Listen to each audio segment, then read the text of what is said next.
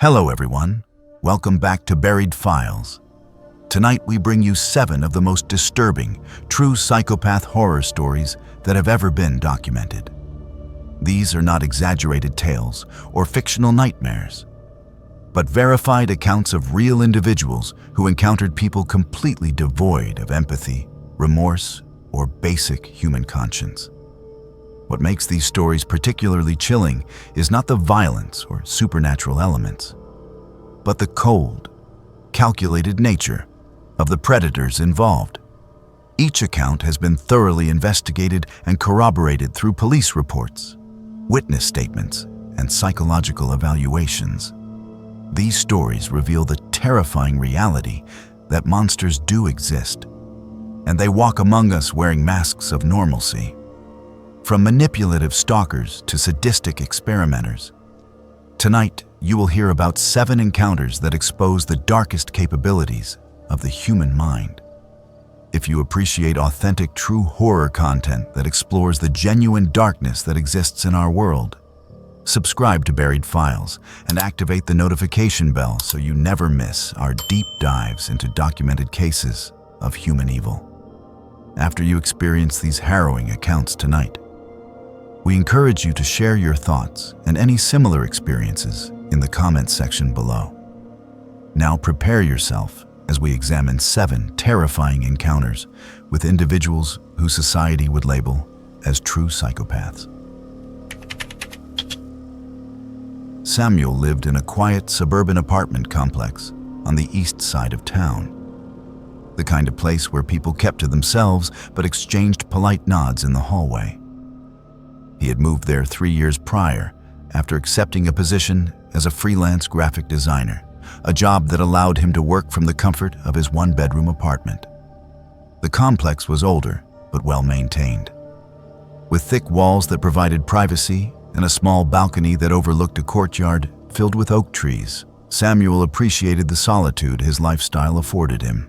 His days followed a comfortable routine that began with coffee on the balcony each morning, followed by hours at his computer creating logos and website designs for various clients.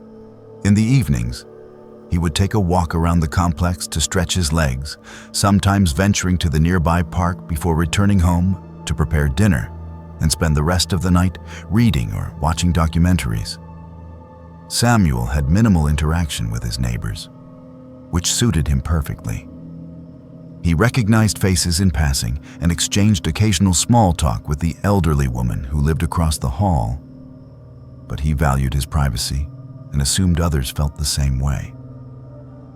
The man who lived in the apartment directly above him was someone Samuel had barely spoken to in all the time he had lived there. His name was Richard, or at least that was the name on the mailbox.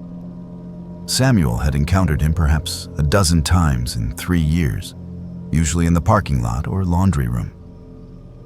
Richard appeared to be in his late 50s, average height with thinning gray hair, and he always wore outdated clothing that seemed too large for his frame. Their interactions had never extended beyond a brief hello or comment about the weather. Richard seemed harmless enough, just another quiet resident in a building full of people who preferred to keep to themselves. The first sign that something was wrong came on a Tuesday afternoon in early September. Samuel returned from a quick trip to the grocery store and noticed that his apartment felt different somehow. He could not pinpoint exactly what had changed, but there was a subtle wrongness to the space that made his skin prickle with unease. He walked through each room carefully, checking the windows and inspecting his belongings, but everything appeared to be in its proper place. He attributed the feeling to paranoia or perhaps fatigue from working long hours on a demanding project. Over the next few weeks, however, the feeling persisted and grew stronger. Small items seemed to be in slightly different positions than where he remembered leaving them. A coffee mug that he was certain he had placed in the sink would be sitting on the counter. Books on his shelf appeared to have been moved and returned incorrectly. His computer mouse would be on the opposite side of his keyboard than where he always kept it. Samuel began to question his own memory and wondered if the isolation of working from home was affecting his mental state. He considered that perhaps he was simply becoming more forgetful or distracted by his workload. Then he noticed something that could not be explained away by forgetfulness. His mail, which was delivered to a locked mailbox in the lobby, appeared to have been tampered with. Envelopes that should have been sealed were slightly open, and the contents seemed to have been examined and carelessly returned. He reported this to the building management, who assured him they would look into the matter but seemed skeptical that anything unusual was occurring. They suggested that perhaps the postal service was mishandling the mail, or that the envelopes had simply not been properly sealed to begin with. The incidents escalated one evening in October, when Samuel was working late at his computer. He was focused on completing a logo design when he noticed a small green light activate on his laptop's built-in webcam. He had not initiated any video calls or opened any applications that would require camera access. The light remained on for several seconds before switching off. Samuel immediately checked his running applications and security settings, but found nothing that explained the activation. He felt a cold dread settle in his stomach as he realized that someone might have remote access to his computer and had been watching him through his own webcam. He immediately covered the camera with black tape and began running security scans on his system, though the scans revealed no obvious malware or unauthorized access. That night, Samuel could not sleep. He lay in bed staring at the ceiling, replaying all the small, strange incidents that had occurred over the past 2 months. The displaced items, the tampered mail, the webcam activation. Individually, each incident could be dismissed or rationalized. But together, they formed a disturbing pattern that suggested someone was invading his privacy in ways he had not yet fully discovered. The next morning, he made a decision that would ultimately save him from a far worse fate. He ordered a simple doorbell camera from an online retailer, one that would record anyone who approached his apartment door and send alerts to his phone. The camera arrived 2 days later, and Samuel installed it immediately, positioning it to capture a clear view of his doorway and the hallway beyond. For the first 3 days, the camera recorded nothing unusual. Samuel saw himself coming and going, the elderly neighbor across the hall checking her mail, and a delivery person dropping off a package. Then on the 4th day, while Samuel was out running errands, his phone buzzed with a motion alert from the camera. He opened the application, expecting to see a delivery person or perhaps someone who had knocked on the wrong door. What he saw instead made his blood run cold. Richard, his upstairs neighbor, was standing in front of Samuel's door. He was holding something in his hand that Samuel could not quite make out in the video. Richard glanced up and down the hallway, then inserted what was clearly a key into Samuel's lock. The door opened and Richard stepped inside, closing the door behind him. Samuel sat in his parked car outside the grocery store, hands shaking as he watched the recorded footage again and again. His upstairs neighbor had a key to his apartment. Richard had entered his home without permission while Samuel was away. The realization hit him like a physical blow. All those times he had felt that something was wrong. All those displaced items and strange feelings of being watched had not been paranoia or imagination. Someone had been entering his apartment regularly, and now Samuel had proof. He immediately called the police from the parking lot, explaining the situation and sending them the video footage from his phone.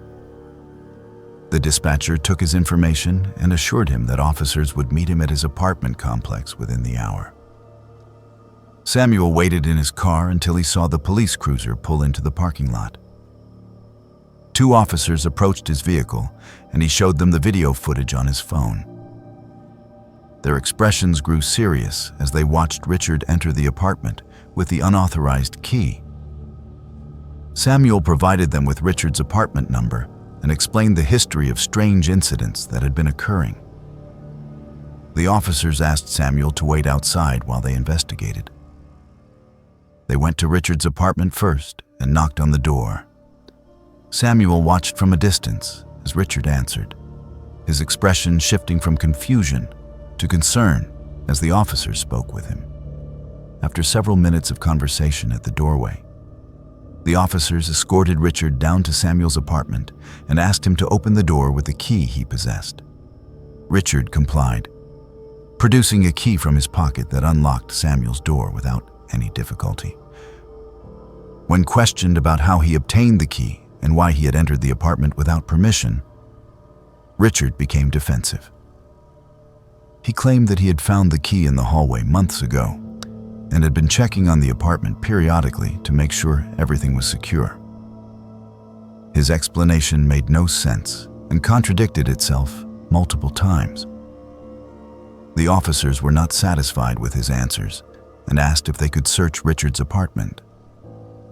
Richard refused initially, but eventually agreed when the officers explained that they could obtain a warrant based on the video evidence of illegal entry. What the officers discovered in Richard's apartment was far more disturbing than anyone had anticipated.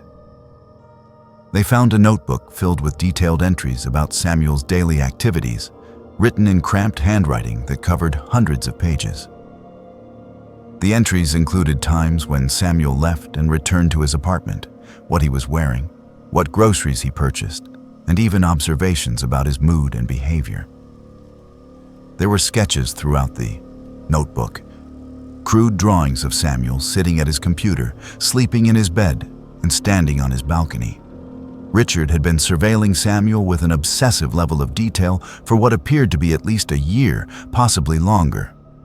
The officers also discovered a collection of items that clearly belonged to Samuel. There was a coffee mug that Samuel had thought he misplaced months earlier, a t-shirt that had disappeared from his laundry, a paperback book he had been reading that had vanished from his nightstand. Most disturbingly, they found a shoebox containing locks of hair in various shades of brown, photographs of Samuel that had been taken without his knowledge or consent, and printouts of personal documents that could only have been obtained by accessing Samuel's computer or mail. The photographs showed Samuel in various states of undress, clearly taken through his apartment window or possibly from inside his apartment while he slept. Richard was arrested on the spot for illegal entry, stalking, and possession of stolen property. As the officers placed handcuffs on him, Richard remained eerily calm. He did not seem to understand that his behavior was criminal or deeply violating. He kept insisting that he was simply getting to know Samuel and that they were going to be close friends eventually. He spoke about Samuel as if they had an intimate relationship, referencing private moments and personal details that he should not have known. The officers had to physically guide him to the patrol car as he continued talking about how Samuel would eventually understand and appreciate the connection they shared. Samuel stood in the hallway watching Richard being taken away, feeling violated and sickened by the scope of the invasion he had endured. The police informed him that they would need to conduct a thorough investigation of his apartment to document evidence and check for any additional surveillance equipment that Richard might have installed. Over the next several hours, investigators swept Samuel's apartment and discovered 2 hidden cameras. One had been placed inside a smoke detector in his bedroom, and another was concealed in a small decorative item on his bookshelf in the living room. Both cameras were wireless and had been transmitting footage to a receiver in Richard's apartment above. Samuel realized with horror that Richard had been watching him in real time for months, possibly years, observing his most private moments. The investigation expanded as detectives dug deeper into Richard's background. They discovered that he had a history of similar behavior in 2 previous cities where he had lived. In both cases, he had developed obsessive fixations on neighbors and had been caught engaging in stalking behavior. However, in those instances, the charges had been reduced or dismissed due to lack of concrete evidence or plea agreements. Richard had moved from place to place, each time finding a new target for his obsessive attention. The psychological evaluation conducted after his arrest revealed that Richard exhibited severe personality disorders, including obsessive fixation, lack of boundaries, and an inability to comprehend that his actions were harmful or unwanted. He genuinely believed that his surveillance and collection of personal items was a form of relationship building. During interrogation, Richard confessed to entering Samuel's apartment at least 3 times per week over the course of 18 months. He would time his entries for when he knew Samuel was away, using the knowledge gained from his constant surveillance. Once inside, Richard would sit in Samuel's living room for hours, touching his belongings, reading his personal journals, and examining his photographs. He described feeling a sense of intimacy and connection during these intrusions, as if he were becoming part of Samuel's life. Most disturbingly, Richard admitted to occasionally drugging Samuel's coffee maker with mild sedatives so that he could enter the apartment while Samuel was home but heavily asleep. He had sat in a chair watching Samuel sleep on multiple occasions, sometimes for several hours at a time. The full extent of Richard's obsession was documented in the notebooks and digital files seized from his apartment. He had created detailed plans for the future that involved him and Samuel living together, traveling together, and sharing their lives in ways that existed only in Richard's disturbed mind. He had never once considered that Samuel might not want this connection, or that his behavior was criminal and deeply disturbing. Richard's complete inability to recognize boundaries or understand consent made him particularly dangerous. The prosecution argued that he would have eventually escalated to more direct and violent actions if he had not been caught. Samuel moved out of the apartment complex within 2 weeks of Richard's arrest. He could not bear to stay in a place where he had been watched and violated for so long without his knowledge. The psychological impact of the discovery was profound. He found himself constantly checking for cameras, changing locks repeatedly, and struggling with intense anxiety about his privacy and safety. He learned during the trial that Richard had kept extensive digital files containing thousands of photographs and hours of video footage documenting Samuel's daily life in intimate detail. The violation felt absolute and irreversible. Richard was eventually sentenced to 3 years in prison, followed by mandatory psychiatric treatment and a permanent restraining order. The sentence felt inadequate to Samuel given the extent and duration of the stalking and invasion of privacy he had endured. He attended every court hearing, wanting to face the man who had stolen his sense of security and privacy. Throughout the proceedings, Richard maintained that he had done nothing wrong and that Samuel had overreacted to what he still described as friendly interest. His complete lack of remorse or understanding made the experience even more traumatic. Samuel still lives with the aftermath of what Richard did to him. He has difficulty forming connections with neighbors and constantly monitors his surroundings for signs of surveillance. Every apartment he considers requires extensive security measures before he feels comfortable moving in. He researches his neighbors obsessively and maintains detailed records of everyone who lives near him, a behavior he recognizes as unhealthy but cannot stop. The therapy he attends helps him process the trauma, but some wounds do not fully heal. He knows that Richard will be released eventually, and despite the restraining order, Samuel fears that the obsession may not have ended. Some nights, he still wakes up thinking about those months when Richard sat in the darkness watching him sleep. And the knowledge that he was completely unaware during that time haunts him in ways that are difficult to articulate. The violation was not just physical, but psychological. A theft of the basic human right to privacy and safety in one's own home. Aria was a single mother who worked double shifts as a registered nurse at the county hospital. Her days began before sunrise and often did not end until well past dinner time. The demands of her profession were exhausting, but the pay was necessary to support herself and her 6-year-old daughter, Emma. Aria's ex-husband had left when Emma was 2 years old and provided minimal financial support. So the burden of childcare and household expenses fell entirely on her shoulders. She had cobbled together a patchwork of babysitting arrangements over the years, relying on neighbors and daycare services that were affordable, but often unreliable. When her primary babysitter moved out of state the previous spring, Aria found herself desperately searching for someone trustworthy who could care for Emma during her long and irregular work hours. The solution appeared to come through a recommendation from a co-worker who knew someone named Rebecca.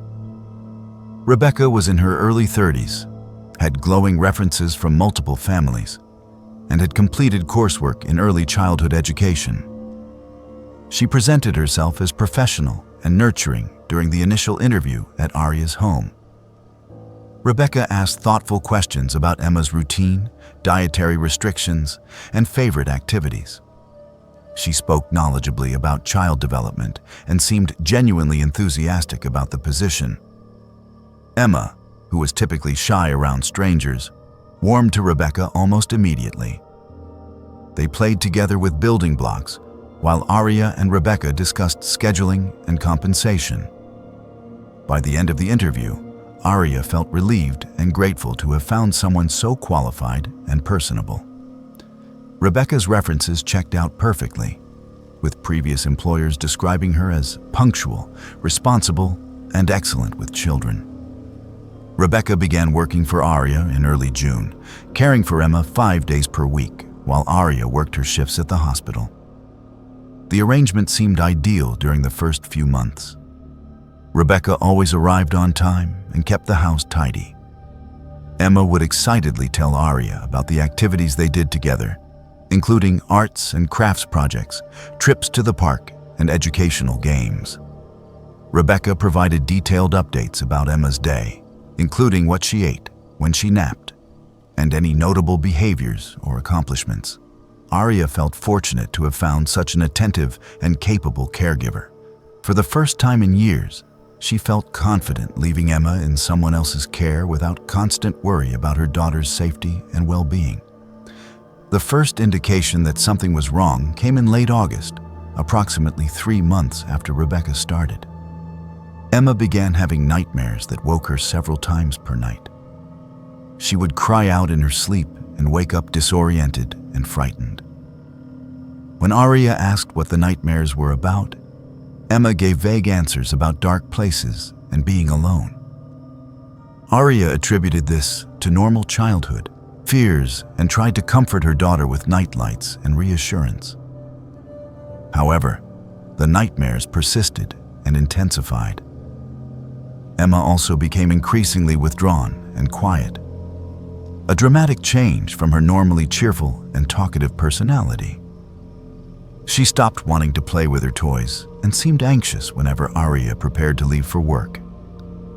When Aria asked if everything was okay with Rebecca, Emma would nod silently but would not meet her mother's eyes.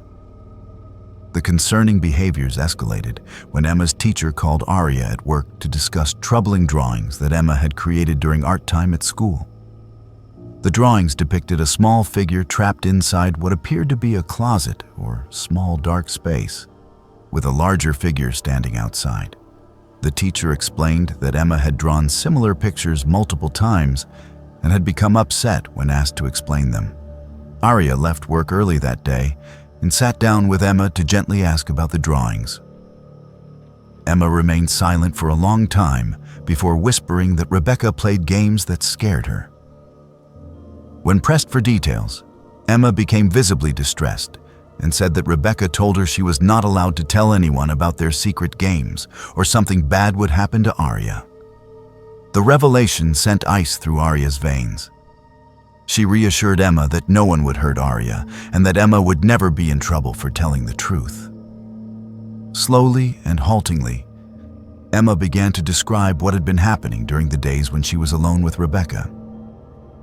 The babysitter would lock Emma in the hallway closet as punishment for minor mistakes like spilling juice or not cleaning up toys quickly enough.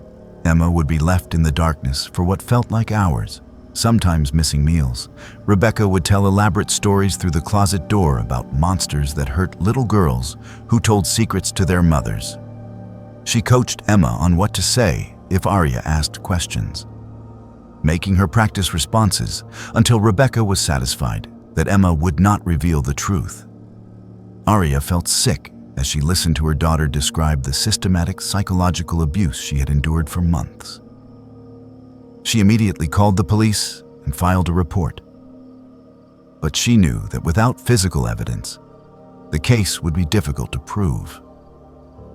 Emma had no visible injuries, and it would come down to the word of a 6-year-old child against an adult with excellent references. Arya made the decision to install hidden cameras throughout her home before confronting Rebecca or terminating her employment. She wanted concrete evidence of what was being done to her daughter. The cameras were small and easily concealed, positioned in the living room, kitchen, and hallway, where the closet was located. The footage that the cameras captured over the next 3 days was more disturbing than Arya could have imagined. Rebecca's behavior when she believed she was unobserved was completely different from the warm and nurturing persona she displayed in Arya's presence. The very first day of recording showed Rebecca speaking to Emma in a cold, detached tone that lacked any warmth or emotion. When Emma accidentally knocked over a cup of water, Rebecca's expression did not change as she grabbed the child's arm and dragged her to the hallway closet. She pushed Emma inside and locked the door, then returned to the kitchen to prepare her own lunch as if nothing had happened. Emma's muffled crying could be heard on the audio, but Rebecca showed no reaction whatsoever. She ate her lunch slowly, checked her phone, and did not return to let Emma out for over 2 hours. The footage from the second day showed Rebecca conducting what she described as lessons. She made Emma sit perfectly still at the kitchen table, while Rebecca asked questions about what Emma would say if her mother asked about their day. If Emma's answer was not exactly what Rebecca wanted to hear, she would make the child repeat it again and again until the response was perfect. Rebecca's voice remained flat and emotionless throughout these sessions, treating Emma like a subject in an experiment rather than a child in her care. She showed no anger or frustration, just a methodical determination to control every aspect of Emma's behavior and responses. The most chilling footage came from the third day. Rebecca sat Emma down and explained in precise detail what would happen if Emma ever told her mother about the closet or the lessons. She described scenarios where Arya would get hurt at work, where Emma would be taken away to live with strangers, where terrible things would happen because Emma could not keep their secrets. Her tone remained calm and matter-of-fact, as if she were explaining simple cause and effect rather than terrorizing a child with psychological manipulation. Emma sat frozen in fear, tears streaming down her face, while Rebecca continued speaking in that same emotionless voice. When Emma began to cry harder, Rebecca did not comfort her or show any concern. She simply told the child to stop crying because it was annoying and served no purpose. Arya watched the footage with her hands shaking and tears of rage and horror streaming down her face. This woman had been systematically abusing her daughter for months, and Arya had been completely unaware. She immediately copied all the footage to multiple devices and contacted both the police and an attorney. With concrete video evidence, the case against Rebecca was now undeniable. Arya also reached out to the families who had provided references for Rebecca, sharing what she had discovered and asking if their children had experienced anything similar. The confrontation with Rebecca took place with police present at Arya's home. When shown the video evidence, Rebecca's response was what law enforcement would later describe as one of the most disturbing reactions they had witnessed. She showed no shame, remorse, or even concern about being caught. Instead, she seemed genuinely confused about why Arya was upset. Rebecca explained in that same flat, emotionless tone that she had been conditioning Emma to be more obedient and disciplined. She described her methods as effective behavioral modification techniques that would benefit Emma in the long run. She spoke about Emma as if the child were a problematic project that required correction rather than a person with feelings and rights. When Arya screamed at Rebecca that she had been torturing a 6-year-old child, Rebecca's expression remained unchanged. She calmly stated that Arya was overreacting and did not understand proper child-rearing methods. She showed no capacity to recognize that locking a child in a dark closet for hours, psychologically terrorizing her with threats, and manipulating her through fear constituted abuse. Rebecca genuinely believed her actions were appropriate and beneficial. When the officers informed her that she was being arrested, Rebecca became irritated rather than frightened. She complained that people were too sensitive about discipline and that parents like Arya were raising children who would grow up to be undisciplined and problematic. The police investigation that followed revealed a pattern of behavior spanning nearly a decade.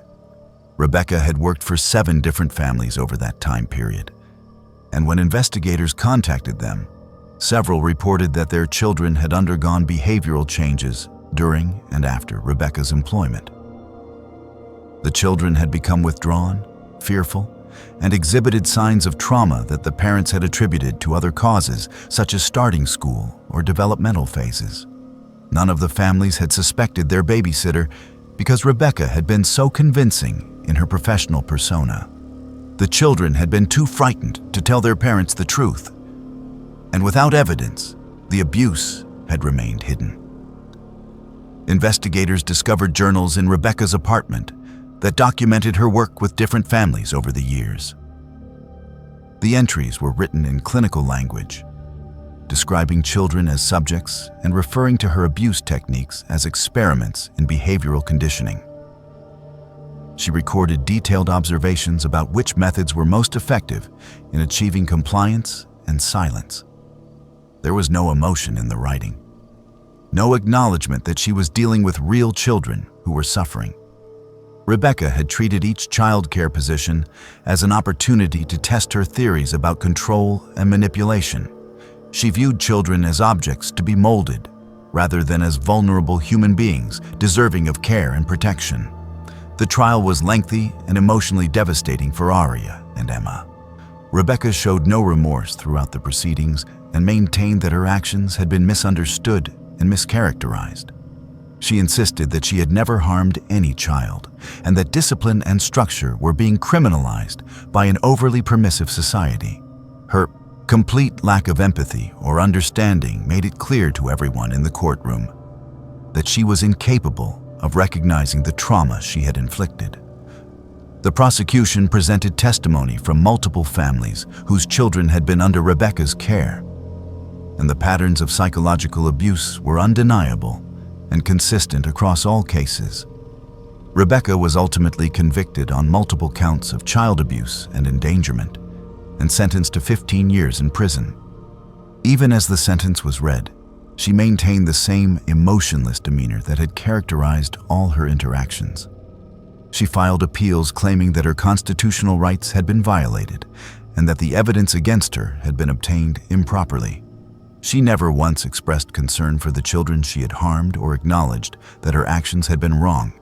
Mental health professionals who evaluated her diagnosed her with severe antisocial personality disorder and assessed that she posed a continued danger to children and would likely re-offend if given the opportunity. Emma required years of intensive therapy to recover from the psychological damage that Rebecca had inflicted. She struggled with anxiety, nightmares, and difficulty trusting adults. Arya carried overwhelming guilt for not recognizing the signs earlier and for leaving her daughter in the care of someone so dangerous. She joined advocacy groups pushing for more stringent background check requirements and better screening processes for childcare providers. She learned through her advocacy work that predators like Rebecca specifically sought positions of trust and access to vulnerable children, and that they were often skilled at maintaining convincing facades while committing abuse behind closed doors. The case raised troubling questions about how Rebecca had managed to abuse children across multiple families over nearly 10 years without being caught or stopped. The answer lay partly in her ability to manipulate both children and adults, but also in the isolation of individual families who had no way of knowing about her history. The children she abused were too young and too frightened to effectively communicate what was happening, and the psychological nature of her abuse left no physical evidence. It was only the hidden cameras in Aria's home that finally provided undeniable proof of what Rebecca was doing. Aria still thinks about the other children who were harmed by Rebecca in the years before Emma. Children whose parents never learned the truth about what their babysitter had done. She wonders how many others suffered in silence and carried trauma into their adult lives without ever understanding its source. The knowledge that someone so devoid of empathy and conscience had been welcomed into her home and given unrestricted access to her most precious person haunts Aria in ways that are difficult to express. Trust, once shattered so completely, is almost impossible to rebuild. David had been volunteering at Memorial County Hospital for nearly 2 years when staff members first began to notice the pattern. He was a familiar presence on the geriatric wing, a tall man in his mid-40s who always dressed in neat, casual clothing and wore a volunteer badge clipped to his shirt pocket. David worked a regular job during the weekdays as an insurance adjuster. But he dedicated his weekends to the hospital, arriving Saturday and Sunday mornings to spend time with elderly patients who had few or no visitors. The nursing staff appreciated his consistent presence and his apparent dedication to bringing comfort to people in their final days or weeks of life. He would read to patients, help them with meals, and simply sit with them to provide companionship in what was often a lonely and frightening time. The hospital administration had been thrilled to have such a reliable volunteer. David had passed all background checks and had provided references from community organizations where he claimed to have volunteered previously.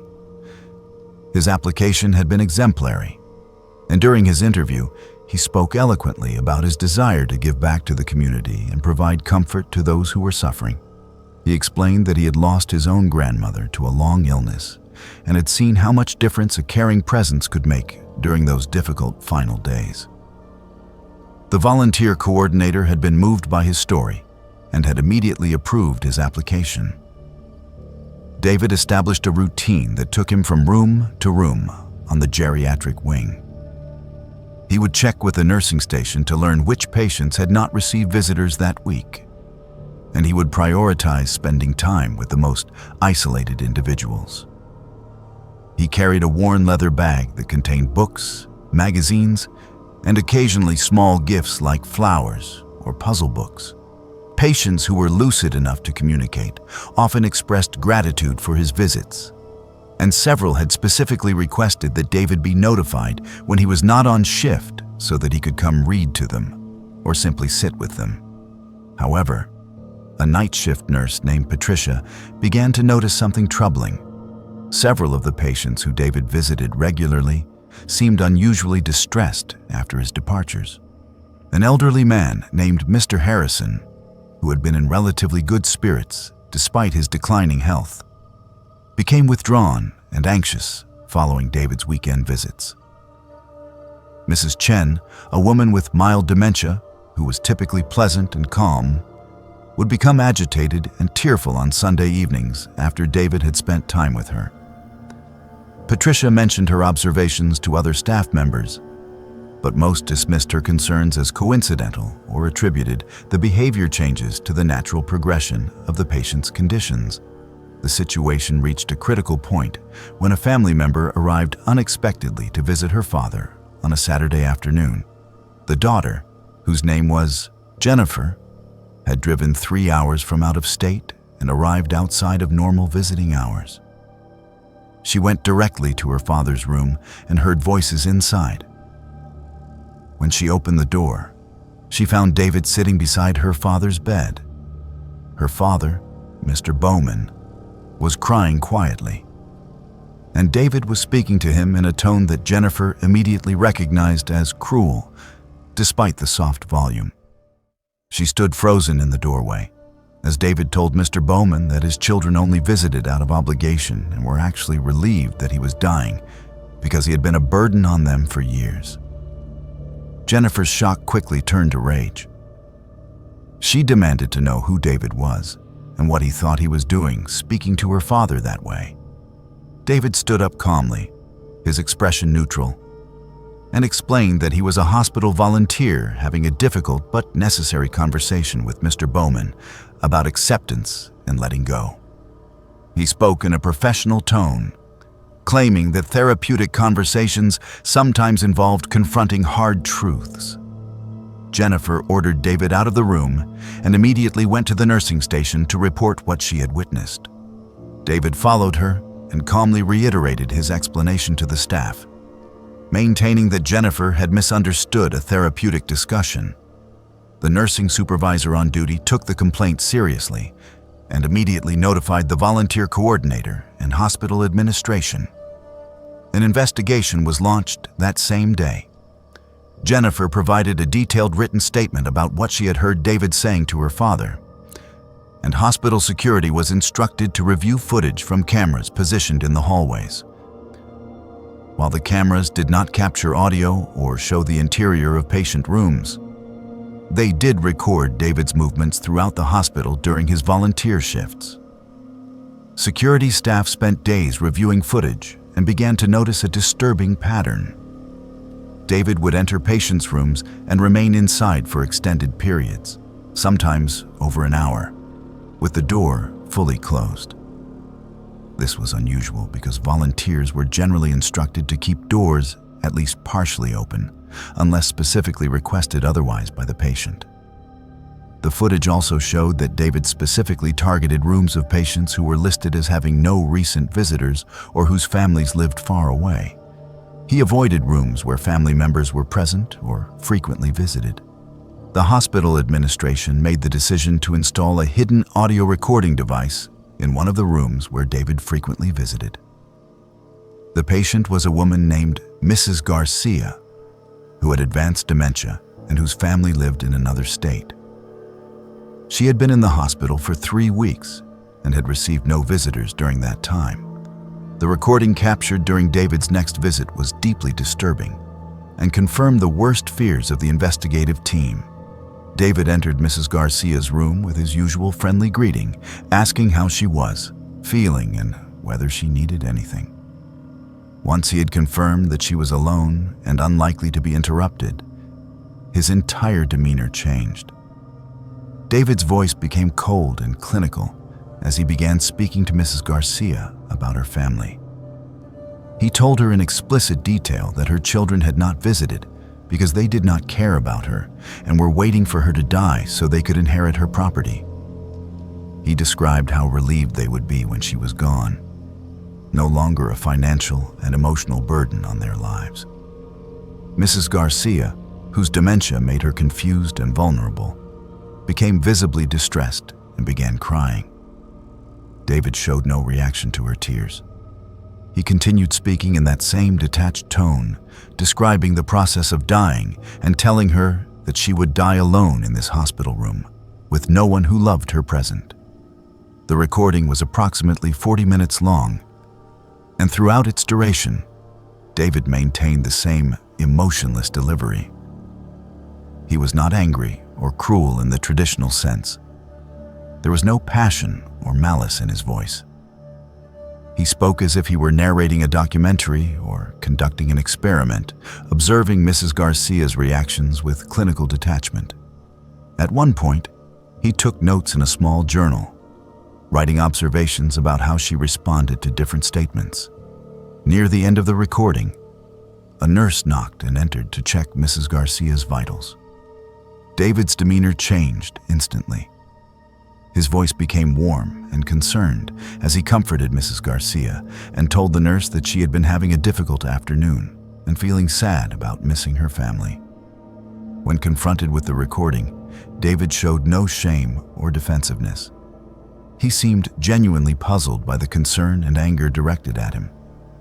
He explained that he found human responses to existential fear fascinating and that elderly patients near death provided unique opportunities to study how people coped with mortality when stripped of comforting illusions.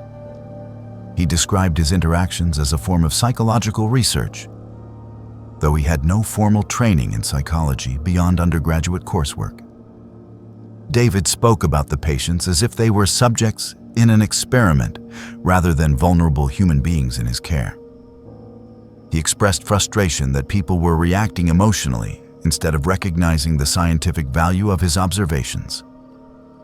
Hospital administrators were horrified by David's complete lack of empathy and his inability to recognize the cruelty of his actions. They immediately terminated his volunteer position and contacted law enforcement. However, the legal situation was complicated. While David's behavior was deeply unethical and psychologically harmful, most of his actions did not clearly violate criminal statutes. He had not physically harmed anyone or stolen property. The psychological abuse of elderly patients was difficult to prosecute, particularly when many of the victims had dementia or had since passed away and could not testify. The investigation expanded to include the facilities where David claimed to have volunteered previously.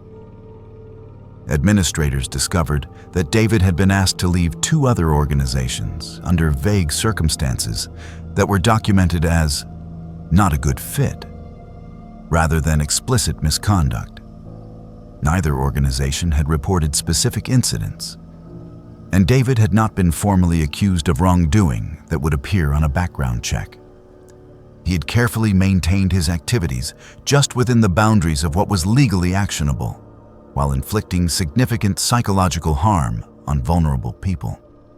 Psychiatric evaluation conducted as part of the investigation revealed that David exhibited classic psychopathic traits, including lack of empathy, superficial charm, manipulative behavior, and a view of other people as objects to be studied rather than individuals with intrinsic worth.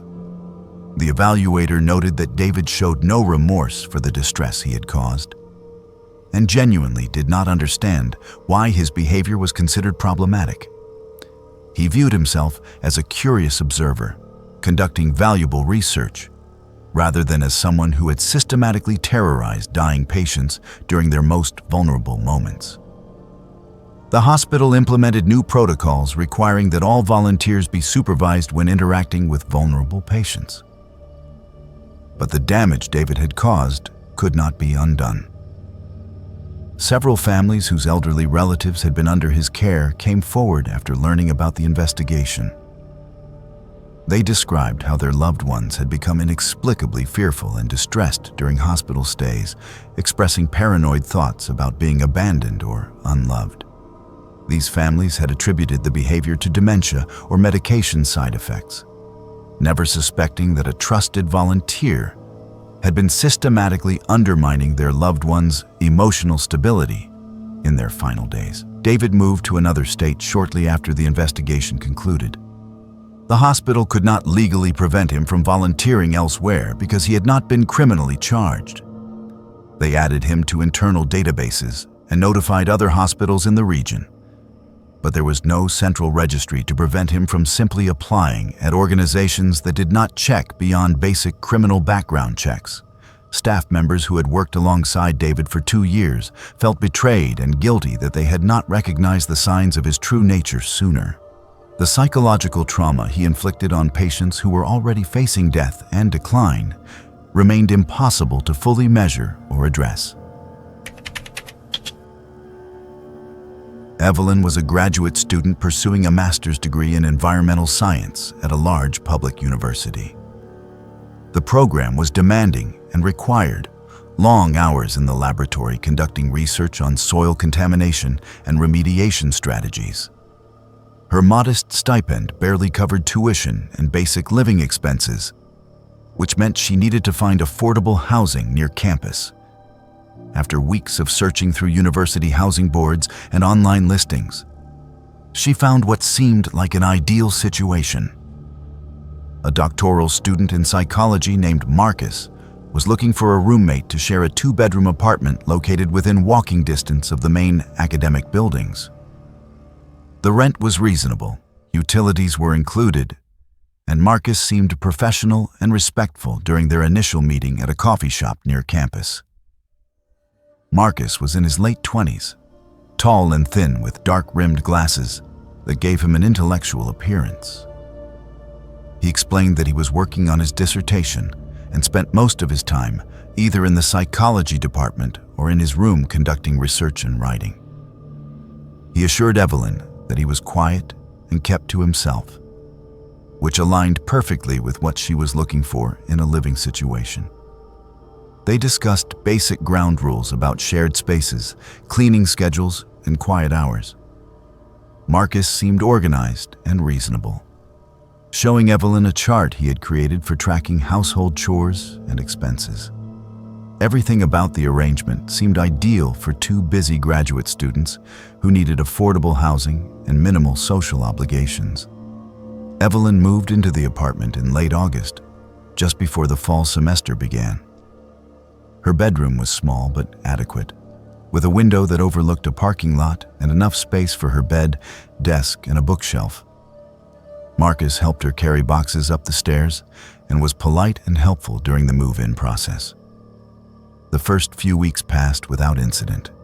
They maintained a cordial but distant relationship, occasionally crossing paths in the kitchen or living room, but mostly staying in their separate spaces.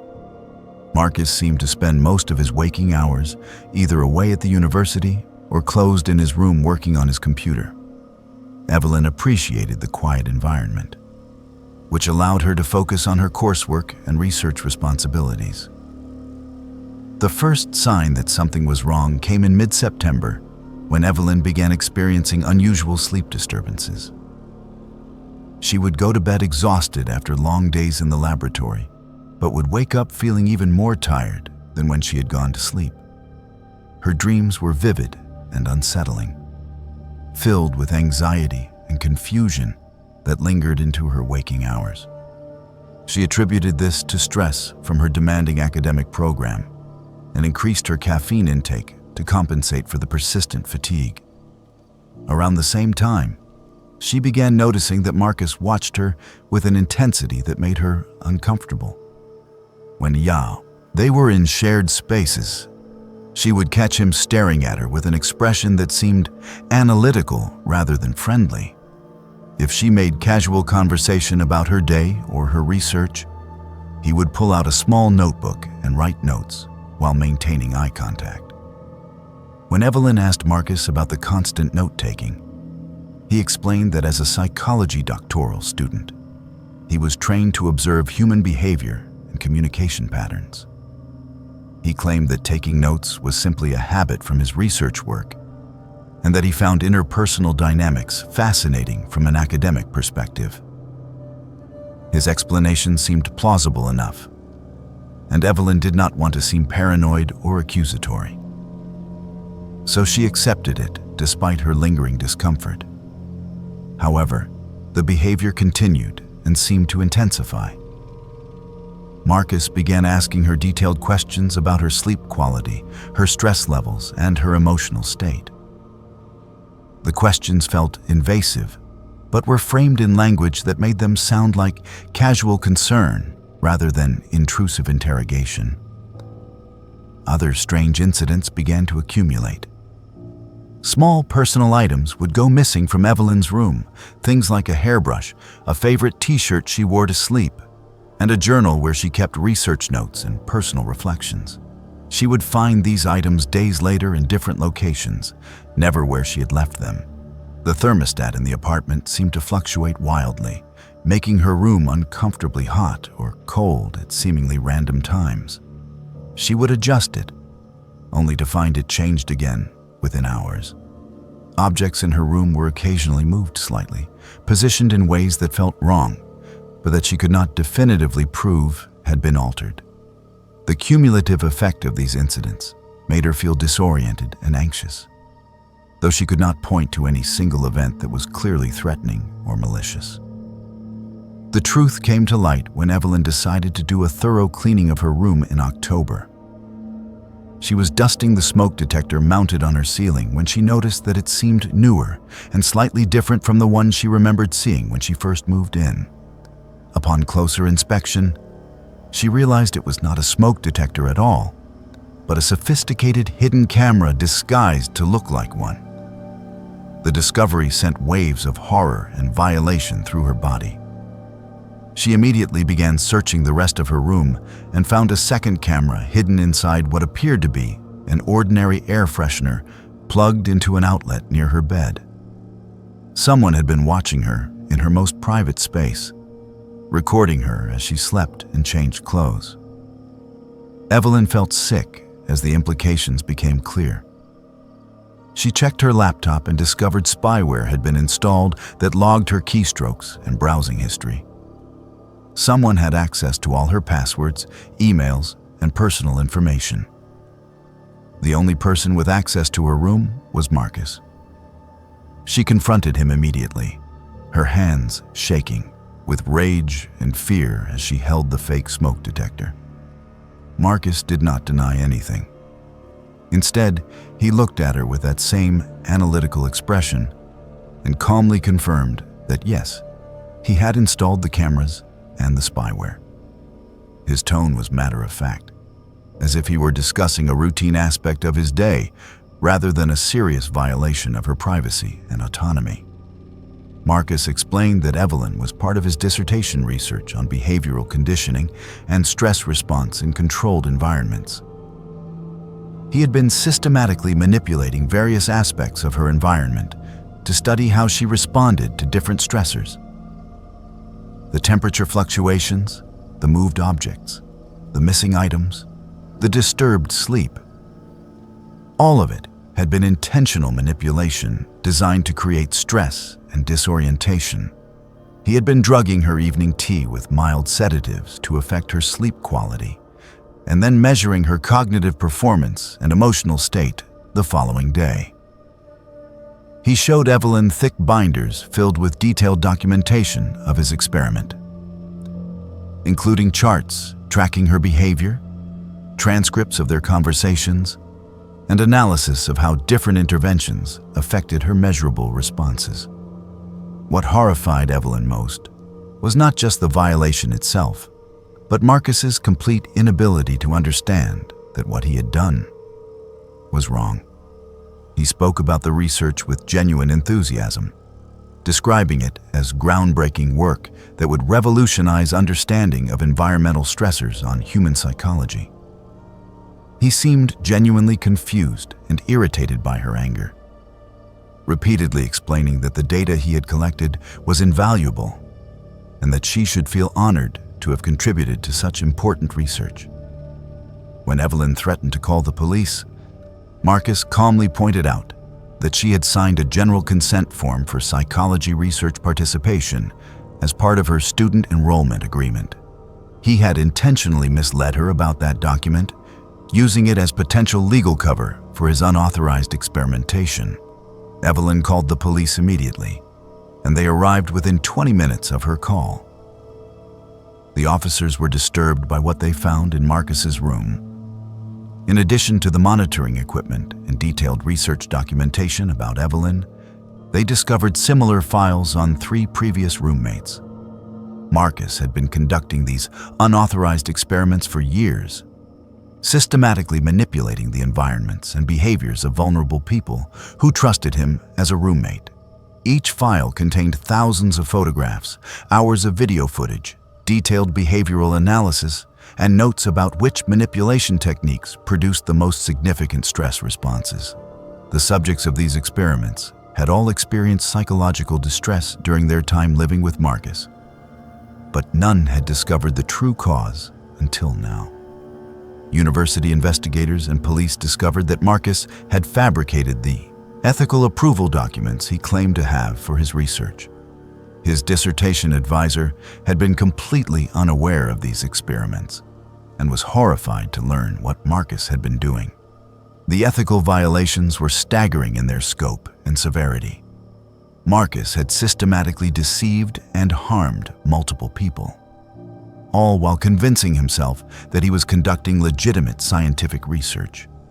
Psychiatric evaluation revealed that Marcus exhibited classic psychopathic traits, including lack of empathy, superficial charm, manipulative behavior, grandiose sense of self-worth, and a view of other people as objects to be used for his purposes rather than individuals with rights and autonomy. Marcus was expelled from the university and charged with multiple crimes, including stalking, illegal surveillance, and unlawful imprisonment through deception. However, his sentences were relatively light, amounting to less than 2 years in jail and probation. Evelyn struggled to understand how someone could commit such extensive violations and receive such minimal consequences. The legal system seemed ill-equipped to address the psychological nature of his crimes. There were no physical injuries, no financial theft in the traditional sense, just profound psychological violation that would take years for his victims to process and overcome. Evelyn required extensive therapy to recover from the trauma of learning she had been watched, manipulated, and studied like a laboratory animal for months. She developed severe anxiety and trust issues that affected her ability to complete her graduate program. She had to take a leave of absence to focus on her mental health. The other victims of Marcus's experiments came forward during the investigation, and they shared similar stories of unexplained psychological distress, sleep disturbances, and feelings of being watched that they had attributed to stress or mental illness. None had suspected their roommate was systematically manipulating their environments and documenting their suffering for a fraudulent research project. The case prompted the university to strengthen oversight of student research involving human subjects and to implement better screening processes for psychology graduate students. However, the damage Marcus caused to multiple people over several years could not be undone. Evelyn learned that Marcus's previous roommates had also struggled with anxiety, paranoia, and other psychological issues during and after living with him. They had all thought they were experiencing normal stress responses to graduate school, never knowing they were being deliberately traumatized by someone they trusted. The knowledge that such profound violation could occur in what should have been a safe living space fundamentally changed how all the victims viewed trust and safety. Marcus showed no remorse throughout his trial and sentencing, maintaining that his research was valuable and that people simply did not understand the importance of his work.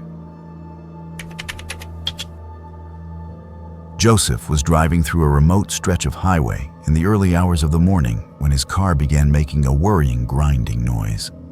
He had been traveling for work, returning home from a client meeting in a neighboring state, and had chosen to drive through the night to avoid paying for a hotel. The road he was on cut through rural farmland and dense woods, with long stretches between towns and minimal traffic at that hour.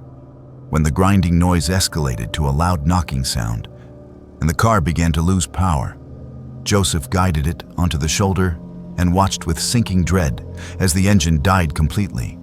He tried restarting it several times, but the car refused to turn over. He was stranded on a dark road with no visible lights from houses or businesses in any direction. Joseph pulled out his cell phone and discovered he had no signal. The remote location meant he was beyond the reach of cell towers, leaving him completely cut off from any way to call for help. He got out of the car and looked up and down the empty highway, seeing nothing but darkness punctuated by occasional reflective road signs. The night air was cold, and he could see his breath forming clouds in the beam of his phone's flashlight. He was dressed in business casual clothing that was inadequate for spending hours outside in the October chill. Joseph estimated he was at least 15 miles from the nearest town he had passed through, too far to walk in the dark on an unfamiliar road. For over an hour, Joseph sat in his disabled car watching for any sign of approaching headlights. A few vehicles passed, but none stopped despite his attempts to flag them down.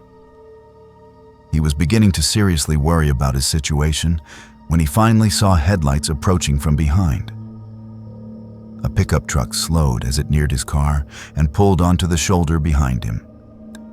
Joseph felt a wave of relief as he got out to meet his potential rescuer. A man stepped out of the truck, appearing to be in his late 30s, with a friendly smile and an offer to help. He introduced himself as Cole and asked what the problem was. Joseph explained about the engine failure and his lack of cell phone signal. Cole walked around the car, looked under the hood, and said he knew a bit about engines, but could not fix it here on the roadside. Cole offered to drive Joseph to the nearest town where there was a gas station with a phone and a tow truck service. Joseph gratefully accepted the offer and retrieved his wallet and phone from the car before climbing into the passenger seat of Cole's truck.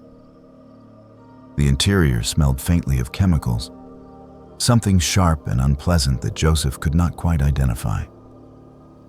He noticed the truck bed was covered with a tarp that appeared to be concealing something, but he could not see what in the darkness. Cole seemed friendly enough as they drove, asking Joseph about where he was coming from and where he lived. The conversation felt normal at first. Just two strangers making small talk during an unexpected late-night encounter. After about 10 minutes of driving, Joseph began to notice that Cole seemed to be taking turns that led away from the direction of town rather than toward it. When he mentioned this observation, Cole gave vague explanations about shortcuts and avoiding construction zones.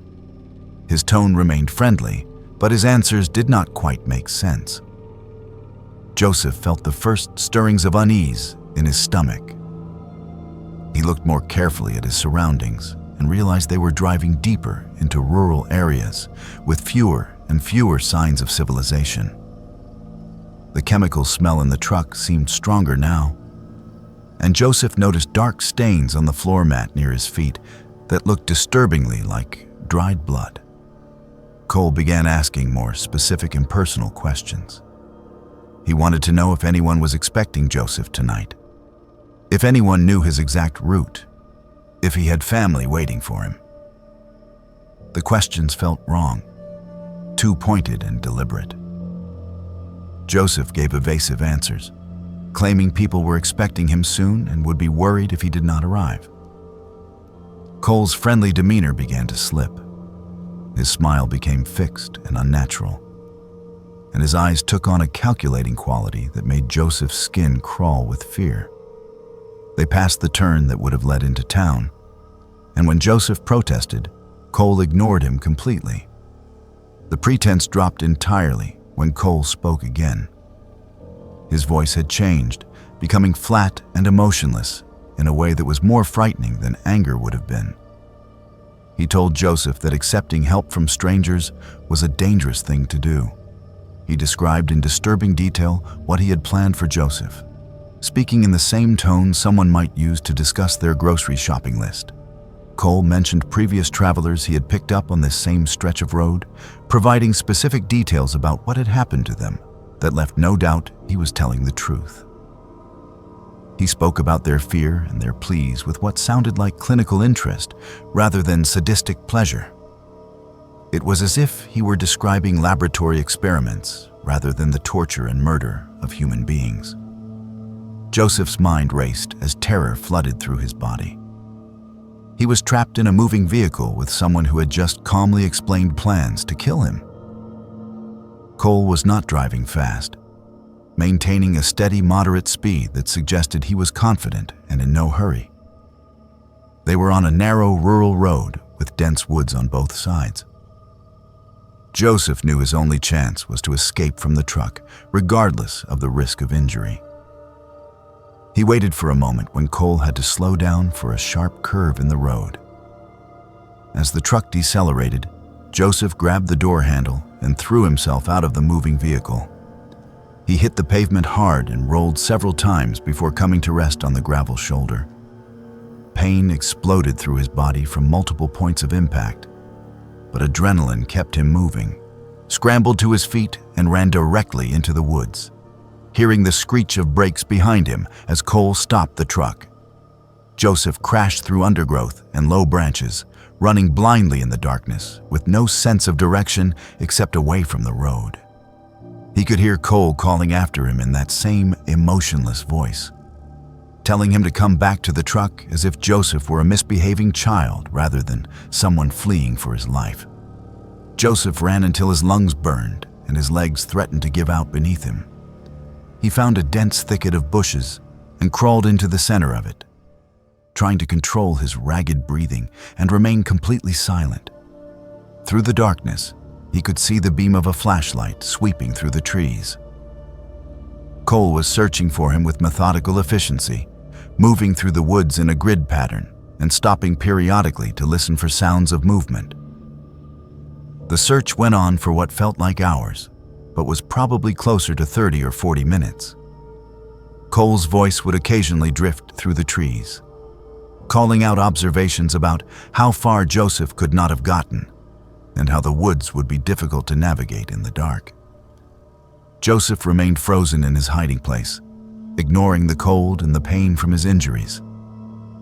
He watched the flashlight beam sweep past his position multiple times, coming close enough that he was certain Cole would see him.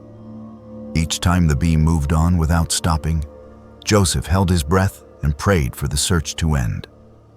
Eventually, as the sky began to show the first hints of pre-dawn light, the flashlight beam disappeared, and Joseph heard the distant sound of a truck engine starting. He waited another hour before daring to move, terrified that Cole might be waiting silently nearby. When full daylight arrived, Joseph emerged from his hiding place and tried to orient himself. He was scratched, bruised, and limping from his jump from the truck, but alive. He walked through the woods until he found a different road than the one where Cole had been driving. He followed that road for several miles until he reached a small highway with occasional traffic. A delivery truck driver stopped when Joseph flagged him down, and the driver called police after hearing a brief version of what had happened.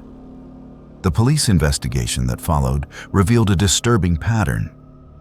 The area where Cole had been driving Joseph was known to law enforcement as a location where several people had gone missing over the past 5 years.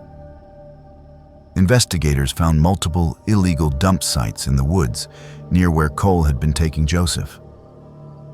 While no bodies were recovered, evidence at these sites strongly suggested foul play. The sites contained personal belongings, clothing, and biological evidence that indicated violence had occurred there. Cole's truck was identified through Joseph's description, but the vehicle had been stolen and the plates were fake. The man calling himself Cole had abandoned the truck and disappeared completely. Further investigation revealed that a similar pattern had occurred in 2 other regions over the past decade. Someone matching Cole's general description would appear after travelers had car trouble on remote roads, offer assistance, and then the travelers would vanish. Joseph was the first person to escape and report the experience in detail.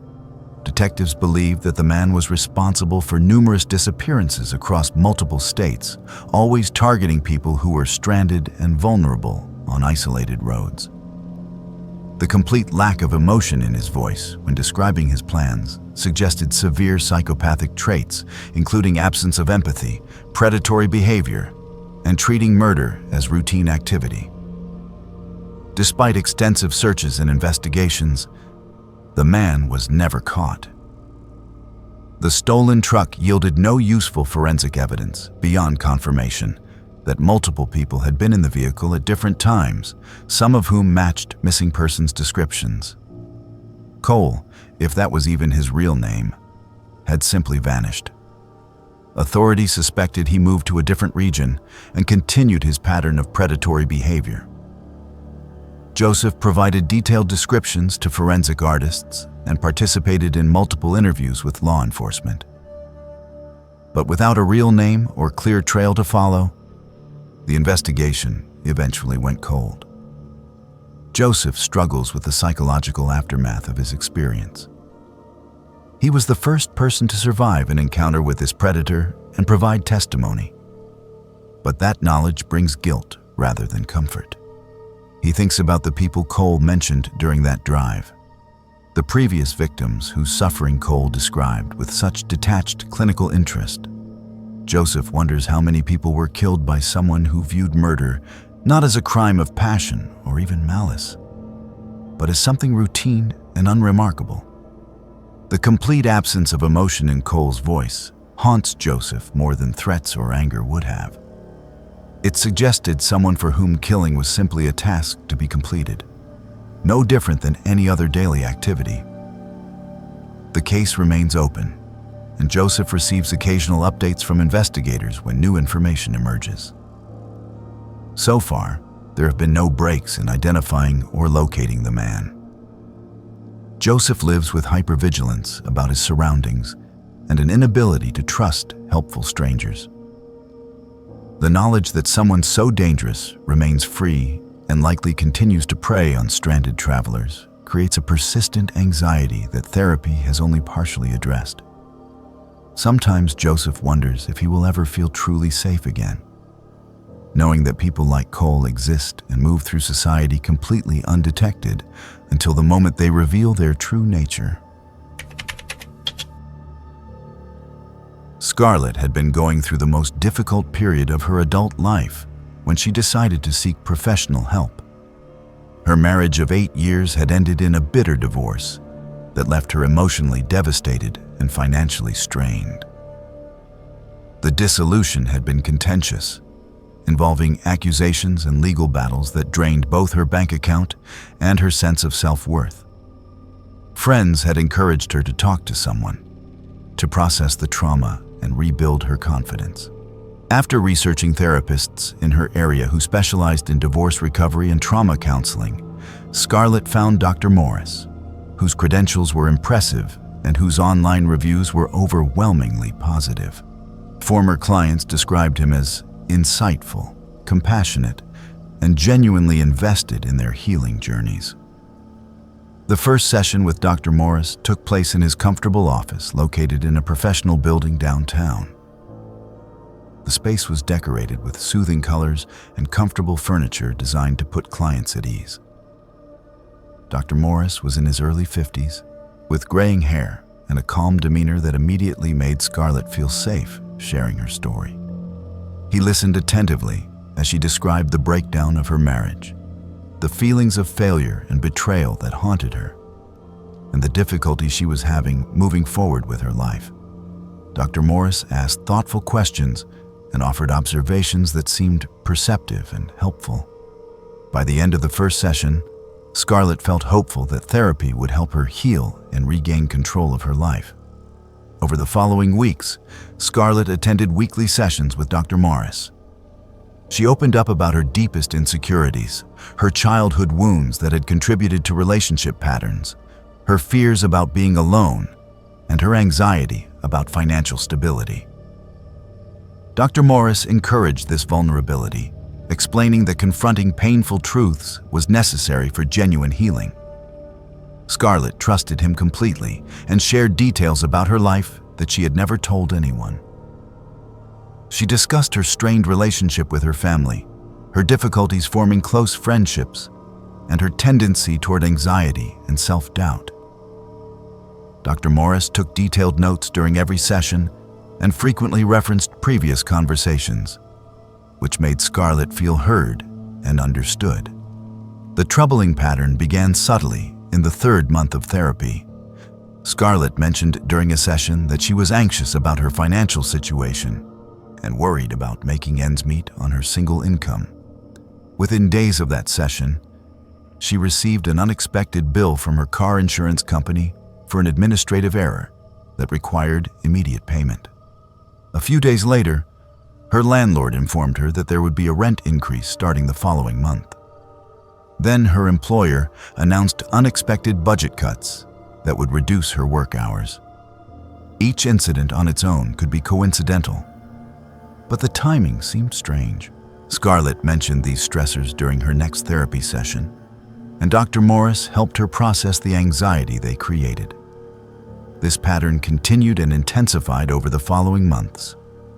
Scarlett would discuss a specific fear or insecurity during therapy, and within days, she would face situations that seemed designed to trigger that exact vulnerability. When she talked about her fear of abandonment, a close friend suddenly stopped returning her calls after what appeared to be a misunderstanding. When she mentioned her insecurity about her appearance, she overheard cruel comments from strangers that seemed oddly targeted at her specific insecurities.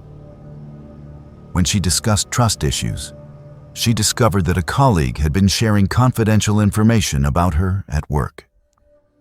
Each crisis drove Scarlett back to therapy, feeling more dependent on Dr. Morris for support and guidance. Scarlett began to feel that her life was spiraling out of control despite the therapy that was supposed to be helping her. She was seeing Dr. Morris twice per week now, and he suggested that she might benefit from more intensive treatment given the multiple stressors she was experiencing. The sessions were expensive, and the increased frequency was straining her already tight budget. But Dr. Morris assured her that this investment in her mental health was crucial. He explained that she was going through a particularly difficult phase of healing that required more support. And Scarlett believed him because she trusted his professional judgment completely. The truth began to emerge when Scarlett ran into an old friend who worked in social media marketing. During casual conversation, Scarlett mentioned some of the strange coincidences and difficulties she had been experiencing. Her friend asked if Scarlett had noticed any unusual activity on her social media accounts, or if anyone had been asking questions about her. This question struck Scarlett as odd, and she pressed for more information. Her friend explained that she had seen what appeared to be fake profiles interacting with Scarlett's friends and family members, asking questions and stirring up misunderstandings. The profile names were slightly different variations of real people's names, subtle enough that most people would not notice unless they looked carefully. This revelation prompted Scarlett to investigate further. She discovered that several of the recent crises in her life had originated from sources that did not quite make sense when examined closely. The insurance bill had come from a number that was not actually her insurance company. The rent increase notice had formatting inconsistencies with previous official communications from her landlord. The rumor-spreading colleague claimed to have never made the statements attributed to her and suspected someone had been impersonating her in emails. As Scarlett pieced together these inconsistencies, a horrifying picture began to form. Someone had been systematically manipulating her life, creating crises and conflicts designed to keep her in a state of emotional turmoil. The possibility that Dr. Morris could be involved seemed unthinkable at first. He was a licensed professional bound by ethical codes and dedicated to helping people. However, Scarlett could not ignore that he was the only person who knew about all of her specific fears and vulnerabilities. She had shared details with him that she had not told anyone else, and those exact details seemed to be weaponized against her in the manufactured crises. Scarlett made the difficult decision to install monitoring software on her own devices and to carefully document everything that happened following her therapy sessions. The evidence that accumulated over the next few weeks was damning. Someone had accessed Scarlett's email and social media accounts from IP addresses that traced back to locations near Dr. Morris's office and home. Phone records showed calls from numbers associated with fake bills and communications that originated from burner phones purchased near Dr. Morris's office. Most conclusively, Scarlett set up a hidden camera in her home and caught footage of someone entering her apartment while she was at work. The person was not clearly visible, but they matched Dr. Morris's general build and had a key that should not have existed. They left behind a manipulated bill that was designed to create financial stress. When Scarlett confronted Dr. Morris with this evidence during what would be their final session, his response was unlike anything she could have anticipated. He did not deny the accusations or show shock at being discovered. Instead, he calmly admitted to everything and seemed genuinely confused about why Scarlett was upset. Dr. Morris explained that he had been conducting what he called immersion therapy. a technique he had developed that involved exposing patients to their fears in real-world situations to help them overcome those fears more effectively than traditional talk therapy could achieve. He showed Scarlett detailed files documenting his interventions in her life, complete with observations about her responses and analysis of her coping mechanisms. Dr. Morris spoke about his methods with pride rather than shame. He explained that creating controlled crises allowed him to observe how patients handled stress in authentic situations rather than hypothetical scenarios discussed in an office. He genuinely believed that his approach was innovative and therapeutically valuable. When Scarlett pointed out that she had been suffering tremendously and that he had violated her privacy, autonomy, and trust in horrifying ways, Dr. Morris seemed irritated rather than remorseful. He insisted that traditional therapy was ineffective and that his methods produced better results even if patients did not appreciate them during the process. He viewed Scarlett's anger as an unfortunate but temporary side effect of treatment, rather than a justified response to severe ethical violations. Scarlett immediately reported Dr. Morris to the state licensing board and to law enforcement. The investigation that followed revealed a pattern of similar behavior spanning over a decade. Dr. Morris had been systematically manipulating the lives of numerous patients, orchestrating crises and conflicts while convincing them they needed more intensive and expensive therapy to cope with the situations he himself had created. Other patients came forward with stories that mirrored Scarlett's experience. They described lives that fell apart while in therapy with Dr. Morris, relationships that deteriorated, jobs that were lost, and financial problems that mounted, all while Dr. Morris encouraged them to increase the frequency of sessions and depend more heavily on his guidance. Investigators discovered extensive documentation in Dr. Morris's office and home computer systems. He had kept detailed records of his interventions in patients' lives, written in clinical language that treated people as experimental subjects rather than vulnerable individuals seeking help. He had spent thousands of dollars on burner phones, fake identities, and tools for accessing patients' private information. He had contacted patients' family members, friends, employers, and landlords, while posing as researchers, concerned citizens, or other false identities, manipulating those relationships to create conflict and stress. The scope of his activities was staggering in both its extent and its callousness. What made Dr. Morris's actions particularly disturbing was his complete inability to recognize that he had done anything wrong. Throughout the investigation and subsequent legal proceedings, he maintained that his approach was therapeutic and that patients would eventually understand the value of his methods. He showed no empathy for the psychological damage he had caused or the lives he had disrupted. Psychiatric evaluation revealed that Dr. Morris exhibited severe personality disorders, including narcissistic traits, lack of empathy, manipulative behavior, and an inability to recognize ethical boundaries. He had convinced himself that his innovation in therapy justified any means, and he viewed patients not as people deserving of care, but as subjects in experiments designed to validate his theories. Dr. Morris lost his license to practice and was charged with multiple crimes, including fraud, stalking, harassment, and computer crimes related to unauthorized access of personal information. However, his sentences were relatively light given the extensive harm he had caused. The legal system struggled to adequately address crimes that were primarily psychological rather than physical. Many of his actions existed in gray areas of the law, and proving specific damages was challenging when much of the harm was emotional and psychological rather than financial or physical. Scarlett required years of legitimate therapy to recover from the trauma of having her most vulnerable confessions weaponized against her by someone she trusted completely. she learned that several of Dr. Morris's former patients had attempted self-harm or experienced complete psychological breakdowns as a result of the orchestrated crises he created.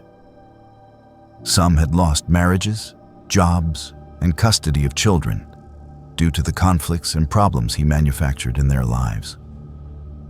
The violation ran deep because these were people who had sought help during their most vulnerable moments, only to be systematically exploited and harmed by the professional they trusted to heal them. The case raised troubling questions about how Dr. Morris had maintained his practice for over a decade despite causing obvious harm to numerous patients.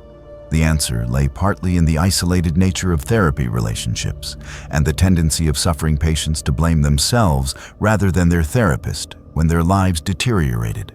Dr. Morris had also been skilled at documenting therapy in ways that made his interventions seem like standard treatment rather than manipulation. Patients who complained were dismissed as resistant to treatment or unwilling to do the difficult work of healing.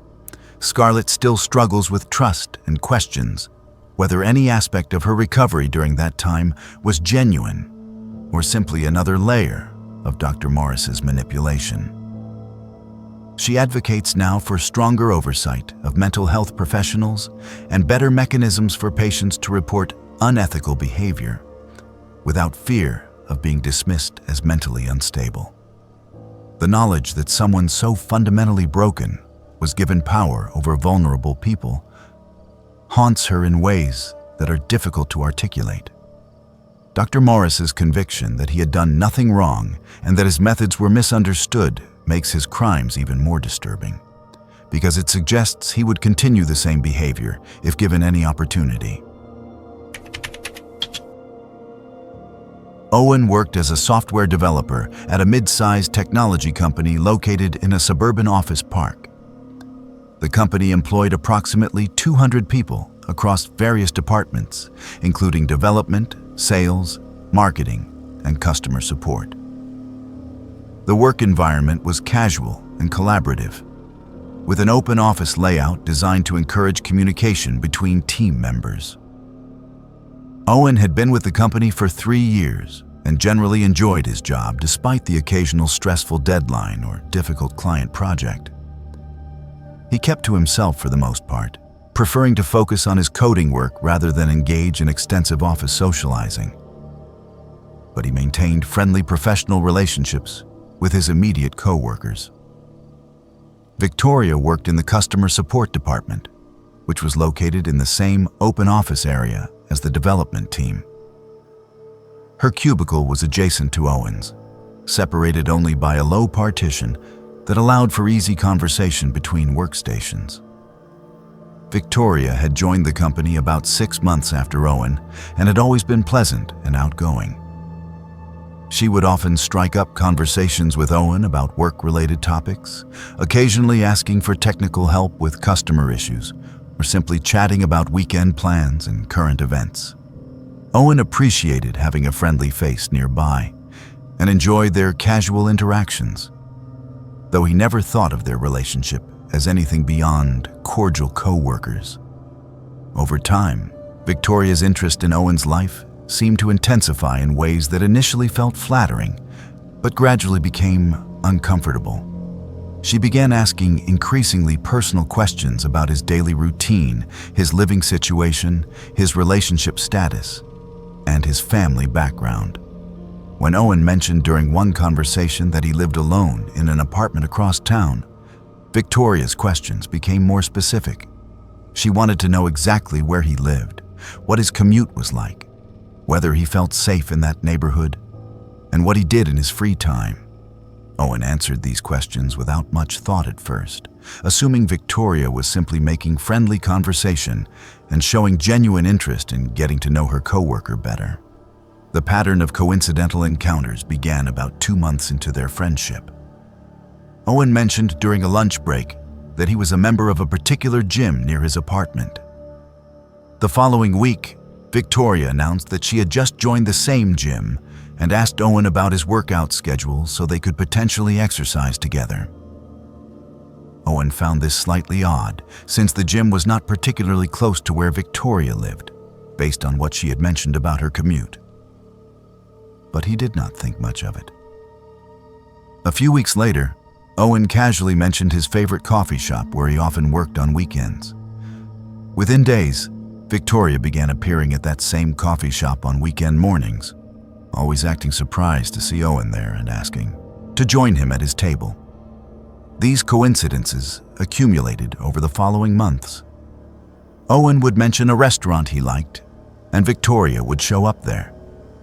He would talk about planning to see a particular movie, and Victoria would be at the same showing. He would mention shopping at a specific grocery store, and Victoria would appear in the same aisles. Each time, Victoria would express surprise at the coincidence and suggest it must be fate or evidence that they had similar tastes and lifestyles. Owen began to feel increasingly uncomfortable with these encounters, but did not want to seem paranoid or accusatory.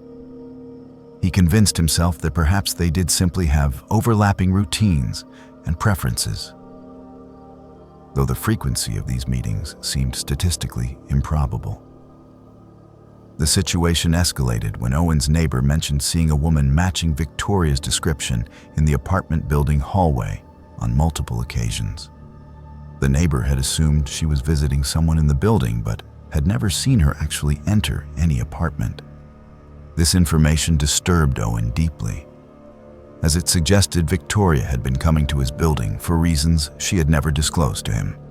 Around the same time, Owen received a friend request on social media from an account using the name of his younger sister. The profile picture was blurry, and the account had no posting history, which seemed suspicious. Owen called his sister to verify, and she confirmed she had never created a new social media account.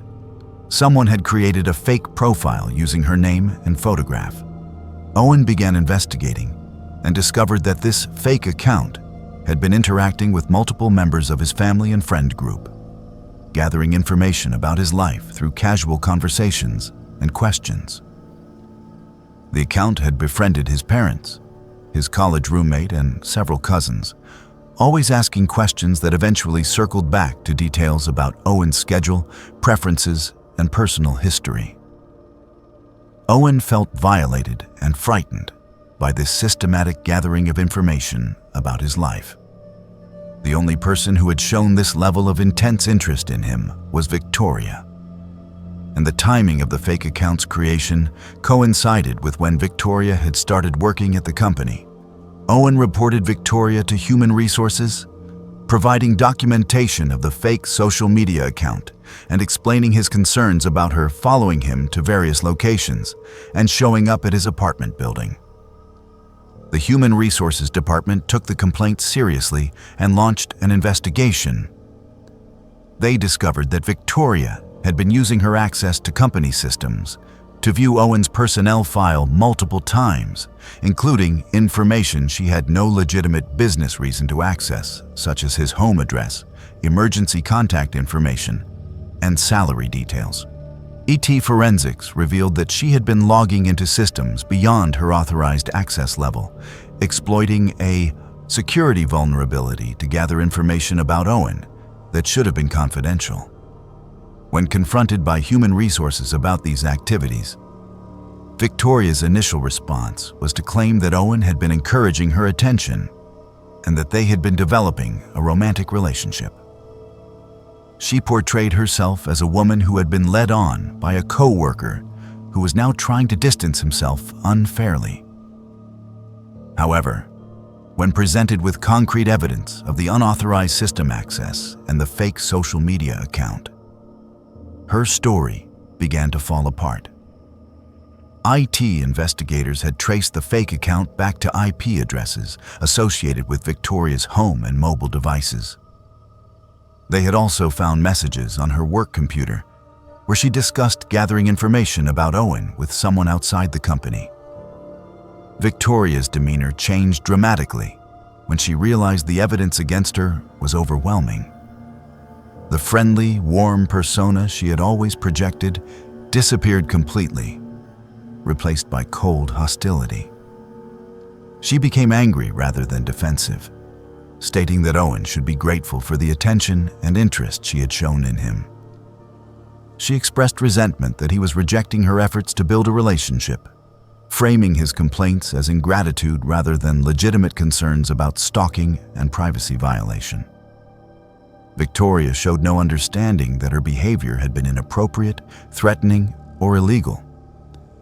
Instead, she seemed to believe that her intense interest in Owen was flattering and that his negative reaction was a personal insult to her. The investigation expanded beyond just Victoria's interactions with Owen. Human Resources discovered that she had engaged in similar behavior at 2 previous jobs, both times fixating on male co-workers and gathering extensive personal information about them. In both previous situations, she had been asked to leave under confidential settlement agreements that prevented the companies from disclosing the specific reasons for her departure. Victoria had essentially been allowed to move from job to job, each time targeting new victims while her previous employers remained silent about her conduct due to legal agreements designed to avoid liability and public controversy. Company records revealed that Victoria had falsified portions of her employment application and resume. References she had provided were either fabricated or came from people who had agreed to give positive recommendations without disclosing the problematic circumstances of her previous departures. Background checks conducted during the hiring process had found no criminal record because Victoria had never been formally charged with stalking or harassment. Her previous employers had chosen to handle situations quietly through settlements rather than involve law enforcement, allowing her to maintain a clean legal record while continuing to engage in predatory behavior. Further investigation revealed disturbing details about the extent of Victoria's obsession with Owen. She had created detailed files on her personal computer documenting his daily routines, including times he arrived at and left work, vehicles he drove, clothing he wore, and people he interacted with. She had taken photographs of him without his knowledge or consent, some clearly taken from hidden vantage points in the office and others taken while following him in public spaces. She had compiled information about his family members, romantic history, and personal vulnerabilities that she could only have obtained through extensive research and deception. Most troubling was evidence that Victoria had been planning to escalate her behavior beyond information gathering and coincidental encounters. Investigators found draft messages on her computer where she had written scripts for confronting Owen about their supposed relationship, complete with accusations designed to make him feel guilty for not reciprocating her feelings. There were also indications that she had been researching ways to sabotage Owen's professional reputation if he continued to reject her attention, including plans to file false complaints about his conduct or spread rumors about inappropriate behavior.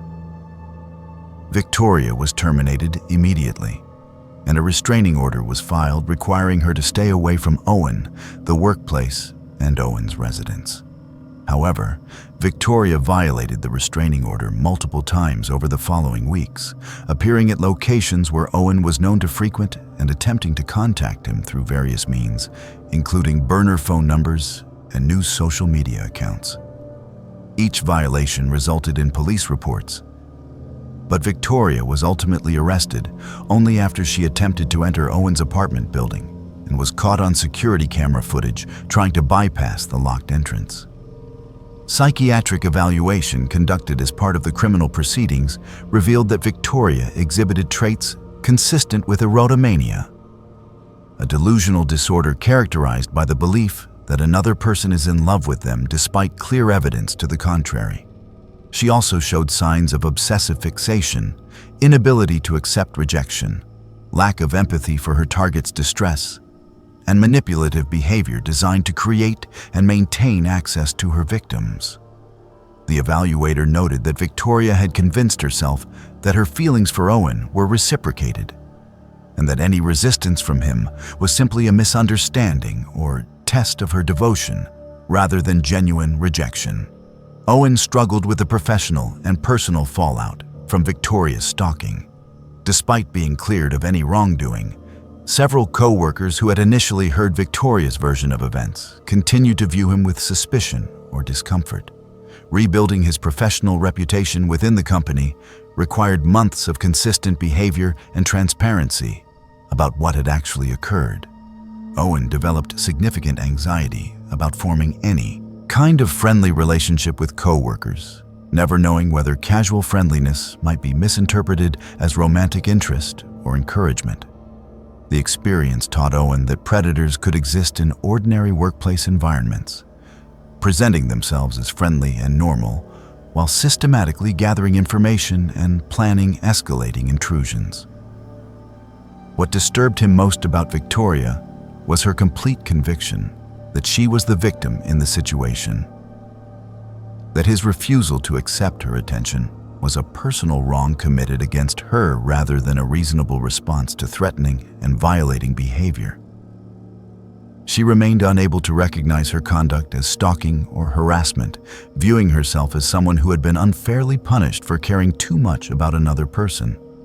Detective work revealed that Victoria had likely engaged in similar patterns of behavior throughout her adult life, targeting multiple men over the years with varying degrees of intensity. The men she had previously obsessed over had dealt with the situation by changing jobs, moving to different cities, or simply enduring the harassment until Victoria eventually moved on to a new target. Owen was the first person to formally report her behavior and pursue legal action, which brought some small measure of justice, but could not undo the months of violation and fear he had experienced. Victoria served minimal jail time and was released on probation with requirements for psychiatric treatment. However, Owen learned from his attorney that compliance with treatment recommendations could not be effectively enforced, and that Victoria's conviction that she had done nothing wrong made genuine rehabilitation unlikely. He lives with the knowledge that Victoria may continue to obsess over him, or may have already moved on to fixating on someone new. The restraining order provides some legal protection, but cannot prevent Victoria from monitoring his social media, gathering information about his life, or continuing to believe in the delusional relationship she constructed in her mind. Some violations are invisible and ongoing, existing in the mind of the perpetrator regardless of legal barriers or physical distance.